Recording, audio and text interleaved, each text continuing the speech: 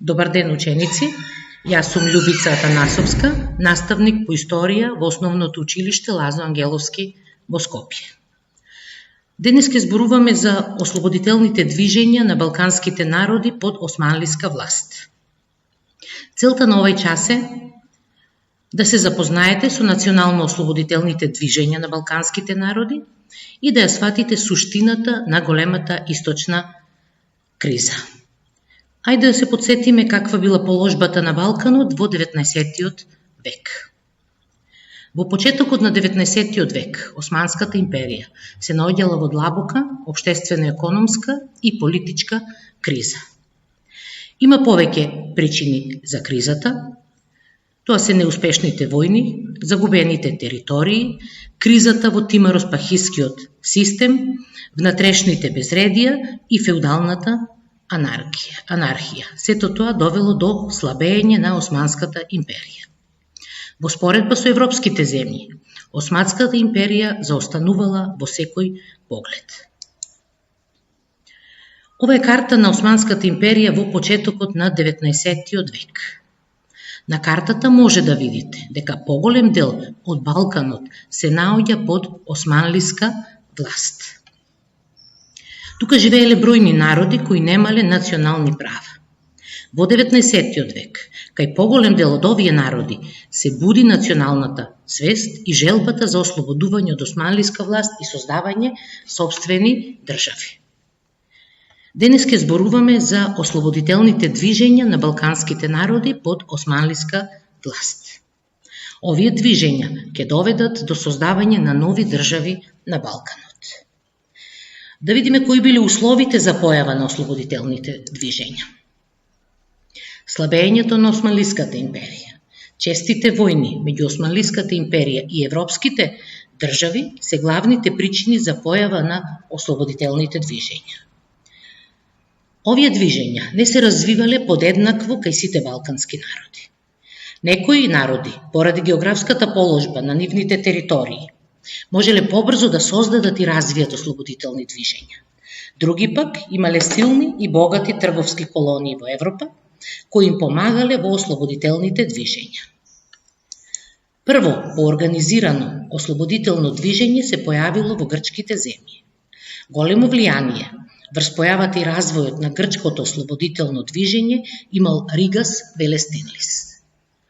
Тој бил под силно влијание на Француската револуција и се залагал за создавање на една држава во која балканските народи би биле рамноправни, но во таа држава им дава предност на грците и според него тоа би било Грчка република.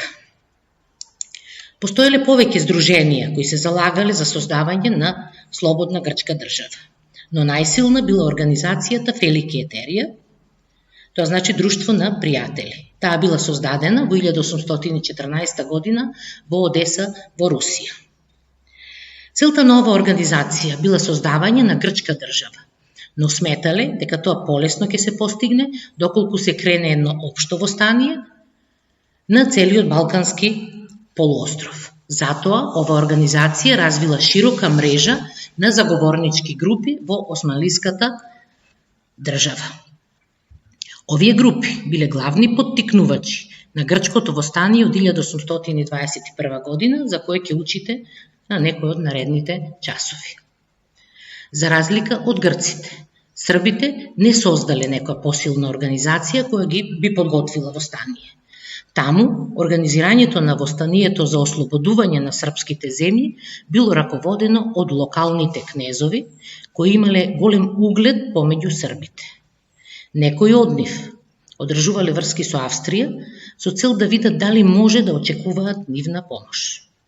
Овие врски биле одржувани посебно преку србите, воени лица кои живееле во Австрија. Во почетокот на 19. век, во Северна Србија започнале подготовки за востание. Во организирањето на востанието посебно се истакнал Караѓорѓе Петровиќ и членовите на семејството Ненадовиќ.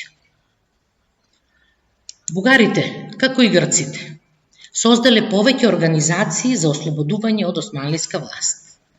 Повеќето од овие организации биле создадени надвор од Бугарија, најголем дел во Влашко и Молдавија, а и во Србија, бидејќи овие територии биле веќе автономни и османлиските власти не можеле да имаат контрола врз нив.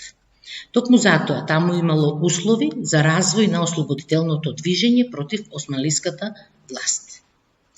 Во организирањето на ослободителното движење посебно се истакнал Ѓорги Раковски. Тој организирал 4 комитети кои требало да действуваат на територијата на цела Бугарија. Подоцна него го замениле Христо Ботев и Васил Левски. Тие успеале да го обединат бугарското револуционерно и ослободително движење во Бугарски револуционерен централен комитет. Поради големото влијание што го има црквата во животот на луѓето, бугарите сака да создадат своја бугарска црква. После повеќегодишни преговори со Цариградската патриаршија и со султанот во 1870 година, бугарите успеале да создадат своја посебна црква под името Бугарска екзархија. Зборот екзархија означува самостојна православна христијанска црква предводена од екзарх. Создавањето на бугарската екзархија има големо значење во бугарската историја и дало силен поттик на бугарското национално ослободително движење. Втората половина на 19. век е период исполнет со значајни настани. Посебно, тежок период за Османлиската империја е така наречената Источна криза, која траела од 1875 до 1878 година. Кризата зафатила поголем дел од Балканскиот полуостров и била проследена со повеќе ослободителни војни и востанија. Кризата започнала со востанието во Херцеговина во јули 1875 година. Ова востание набрзо се проширило и во Босна. Во април 1876 година избувнало востание во Бугарија, познато како Априлско востание. Во мај истата година избувнало востание во Македонија, познато како Разловечко востание. Во исто време и Србија и Црнагора влегле во војна со османлиите.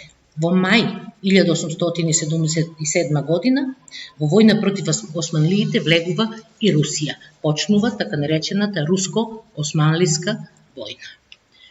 Со тоа кризата уште повеќе се продлабочила. Во решавање на кризата се вмешале и големите сили, секоја водена од сопствени интереси. Оваа криза завршила со мировни преговори кои се водат во Берлин во периодот од 13. јуни до 13. јули 1878 година, познати како Берлински конгрес.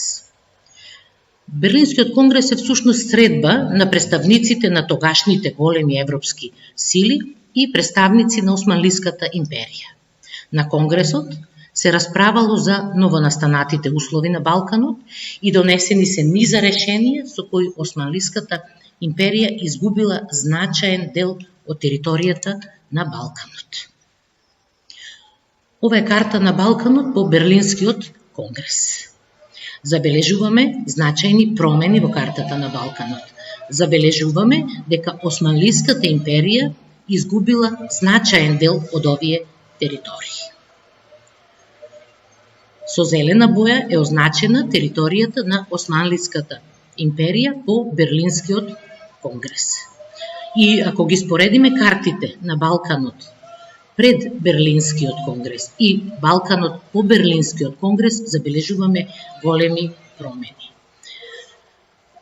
Со Берлинскиот конгрес, дел од балканските народи успеале да добијат независност и територијално проширување.